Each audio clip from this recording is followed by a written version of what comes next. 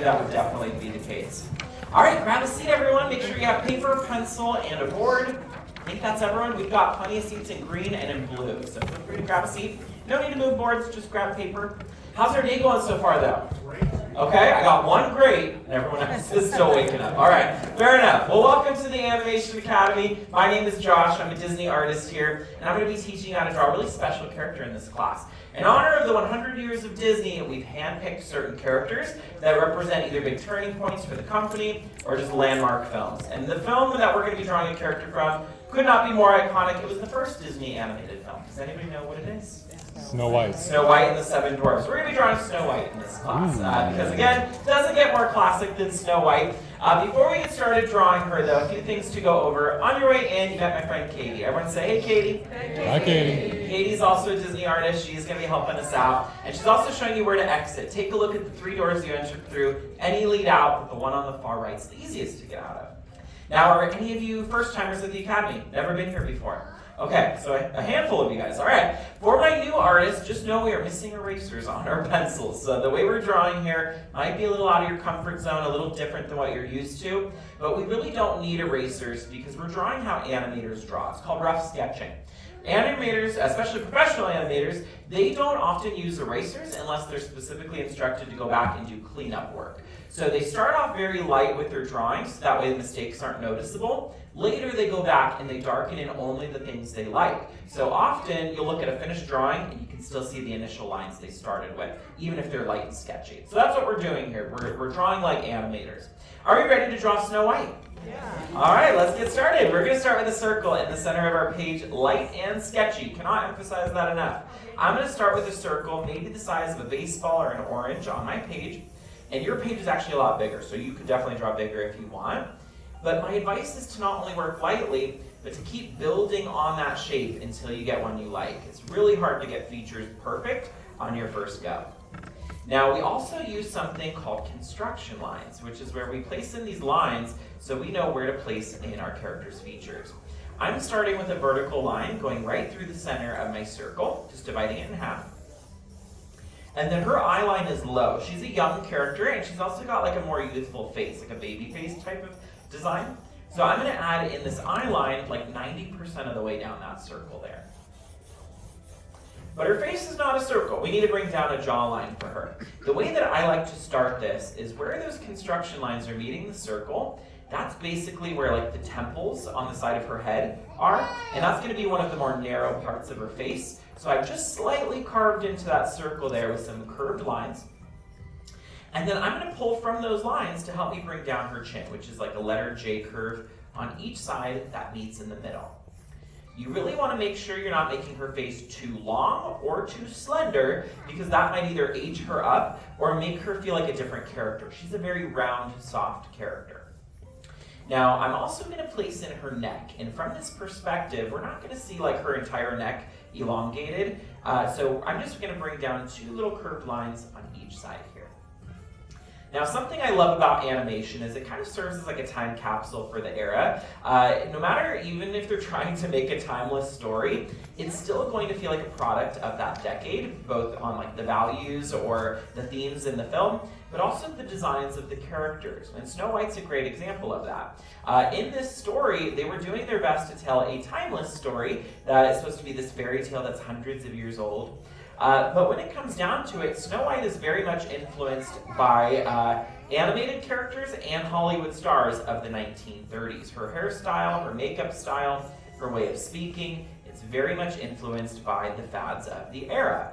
In fact, when they were starting to design Snow White, if you look up original concept art, before they landed on the design we have today, she was very, very similar to Betty Boop. So a very cartoony style, less realistic, and again, very much emulating the animation trends of the time as well. On each side I placed in these letter S curves. These are like her bangs. This is how her hair is parted. But her hair is actually very short and compact. So I'm going to then pull from the bangs here, and I'm going to create these candy canes on each side. And then I'm going to add in one more C curve or one more U curve on each side. So I'm getting all these like bundles of hair on each side, but really your kind of benchmark is her hair shouldn't pass too far below her face. Like it pretty much goes where her chin is. If her hair is starting to reach like her neck or her shoulders, you might want to bring up your lines a little bit. Now, the top of her head is actually going to be where we place in her headband. I'm going to place in one more hilltop for the top of her hair here. Keeping it very light and sketchy still. I promise to let you know when we go darker with this. Once you've drawn in that hilltop, as I mentioned, we want to draw on her headband with that big bow in the center. That's a big part of her design. The knot of the bow gets placed right in the center where her bangs are meeting. And I like to think of this like a little corn kernel. It's a round, square type shape. And then her bow is actually a very different shaped bow than what we see on like Minnie Mouse or Daisy Duck. Instead of the butterfly wing type shape, I like to think of Snow White's bow as like 2 tortilla chips on each side, pulling from that little corn kernel. And then all you need to do to create like the headband portion is you're just gonna pull from the bow, you're gonna bring down a little curved line on each side that disappears behind the bangs. If you want totally extra credit, we like to add in these little curved lines pulling from the center knot. We call these tension lines, and you see this on a lot of bows on characters because it makes it feel like the fabric is being pulled. And then finally, our last part of our silhouette is we want to draw just the collar of her dress. We're not going to be drawing a full body portrait, but I'm going to bring down what looks like a question mark on each side. She's got that really amazing collar on her neckline. But as I mentioned, I'm going to pause here. We have laid some serious groundwork for this character, so I'm going to go back and lock in everything we've drawn. If you're new to sketching and you've never heard of locking in lines, all it means is we're going back with darker line work now, and we're cleaning up our sketch, we're finalizing it, and we're really trying to bring forward these features by making them nice and dark. You'll see from my sketch already that these dark lines really stand out in the sketch. So you want to make sure that you're only locking in your favorite parts. Anything you don't like, you're going to want to leave it light so it fades into the background as you go. As you lock in your lines though, I want to tell you a little bit more about this film because as I mentioned at the beginning of class, not only is this Disney Animation's first full-length feature film, but it's also one of the most iconic films in film history, not even just animation, because this film led to so many changes in Hollywood. And it really shocked audiences when it came out in 1937. Audiences really didn't know what they were looking at because it was so fresh, so new. Before Snow White, animation was considered just a short film medium. Like it wasn't even considered possible in a full-length film. In fact, when Walt Disney pitched this film, a lot of people nicknamed it Walt's Folly because they thought it was going to destroy his career, because they thought no one was going to be able to enjoy a full-length animated film. There was actually a belief at the time that it would hurt people's eyes looking at that long of color animation. They thought it would strain people's eyes.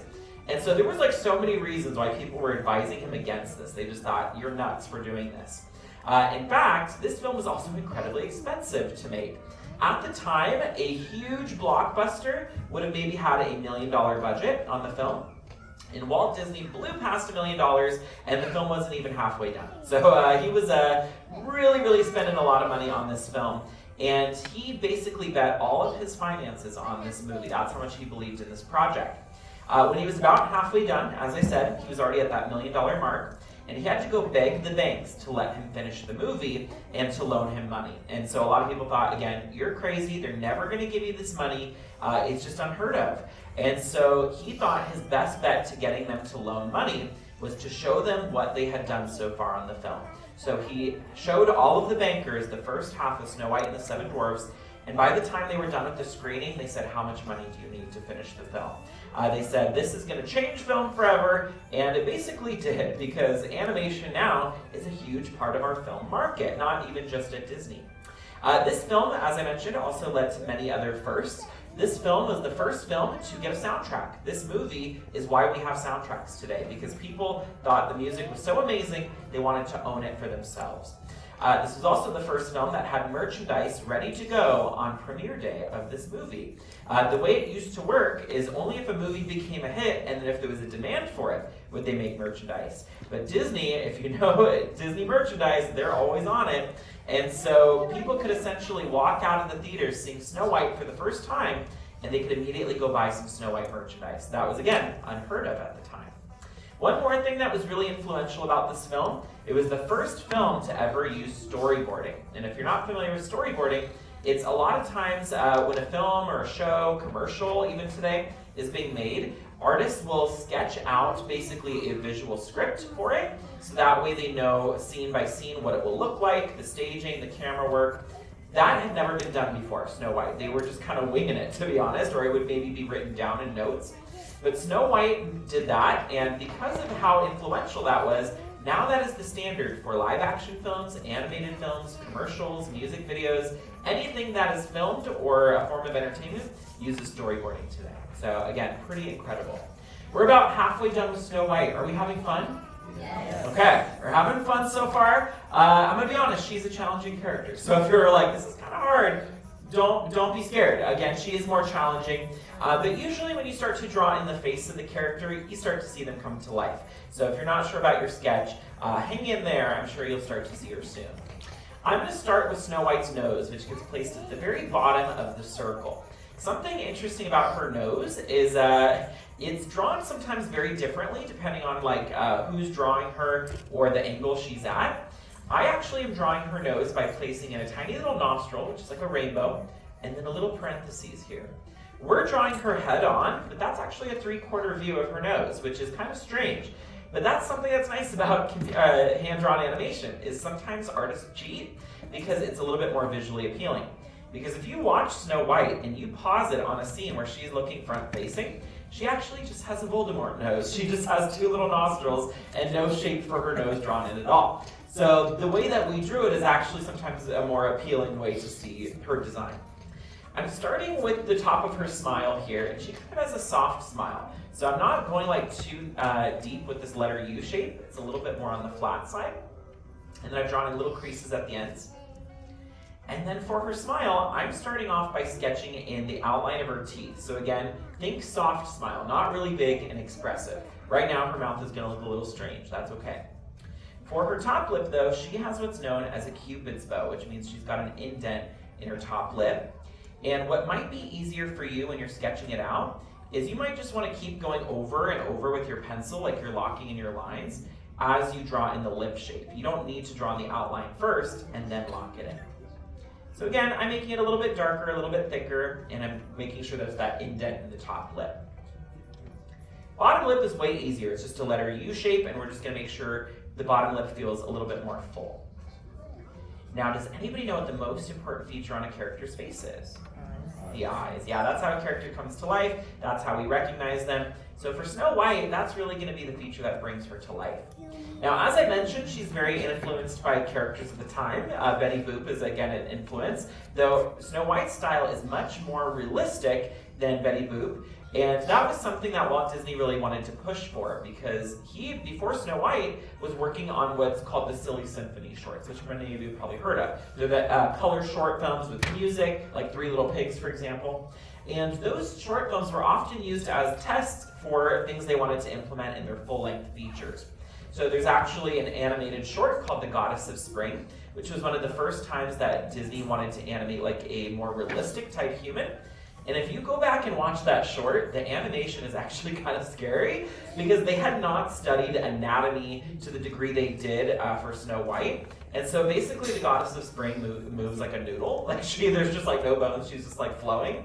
Whereas after that short, Walt Disney was like, okay, we gotta figure this out. And so he actually, pretty infamously, made all of his animators take night classes. He enrolled all of them in the local art school.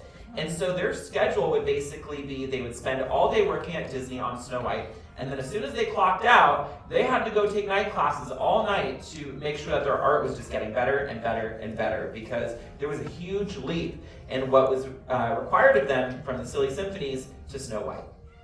Now her eyes are pretty wide set. I've gone with, again, that kind of round square type shape. It's up to you if you want to go with more of a circle. And then I've drawn in an eyelid almost towards the top of her eye. And her style of eyelashes isn't seen as much in today's style animation. It's much more of that classic style, where you've got like the 3 lashes on each eye, and we usually make that middle one the longest. We even see this on characters like Minnie Mouse, Daisy Duck, even Cinderella has this style. You start to see this change, like Aurora in Sleeping Beauty, the next Disney princess, doesn't really have this style as much. It's starting to change by that point. Now, she's probably looking really spooky on your page with no pupils and just like these like white eyes. So let's add in some pupils for Snow White. And you can have her looking anywhere you'd like. It's your drawing to personalize, so it's up to you. For me, I like to have her just looking straight out at you, so I'm going to place her pupils towards the inside here, just like underneath those eyelids a little bit. Now, Snow White, again, was also very innovative with a lot of the animation used in this film. One thing that I always think is really cool was, of course, they used paint for most of it, which is what you'd imagine, paint on those plastic animation cells. But for certain things, they wanted to get a certain feel that might be more delicate than what paint could offer. And so, for example, the blush used on Snow White's face, paint was too harsh. And so they actually used real makeup on the animation cells. So they would apply real blush onto the cells. So I think that's pretty amazing that a lot of Snow White was actually brought to life with like actual makeup. I think that's really fascinating. The last feature on Snow White's face are her eyebrows, and that's really going to give her more expression. Without brows, a character tends to feel very blank and expressionless. And again, how I mentioned earlier that characters are often a product of their time, she's got pencil-thin brows, which very much is like that 20s, early 30s style. So I'm placing in a single rainbow above each of her eyes, and I'm not making these too full or too thick, because again, it might make her feel like she's a character from a different era. Once you've drawn in the brows, that is all you need for drawing Snow White. Anything else you want to add at this point is going to be considered extra credit. So if you want to draw in some of the woodland creatures in the background, or her cottage, or maybe you want to draw in more of her outfit if you've got room, have fun with it. Tell a story with your drawing. It's definitely yours to personalize. Once you're done adding in your extra credit, your very last step is finding somewhere to sign your name nice and proud, because you've drawn your very own Snow White. All right, I'm hearing some laughter, so it sounds like we had a good time. Did we have fun drawing Snow White? Yes. Amazing. I want to see how you all did. We're going to end with an art show. That's our tradition here. So on the count of 3, whether you're done or not, I want you to flip those words. I want to see how your Snow Whites turned out. Ready? 1, 2, 3. Let's see these. I'm seeing some like really great eyes, some like very doe-eyed Snow Whites out there. Excellent job with the hair and the proportions. Love the eyelashes. You've got a twinkle in the eye. I love it. Very nice style. Perfect job with the roundness of this character. Perfect roundness. So cute. You guys definitely got a personality. All the details. Very nice drawing down here. Oh, we got eyes going different directions. We said Snow White on rogue. I like it. Very nice up there. These are so cute. Excellent job down here, friends. Give yourselves a round of applause. These are fantastic. Very nice work on your drawings. We have more classes throughout the day, and we'd love to have you sketch with us again. If we don't see you again, enjoy the rest of your day, and class is dismissed. How about a big round of applause for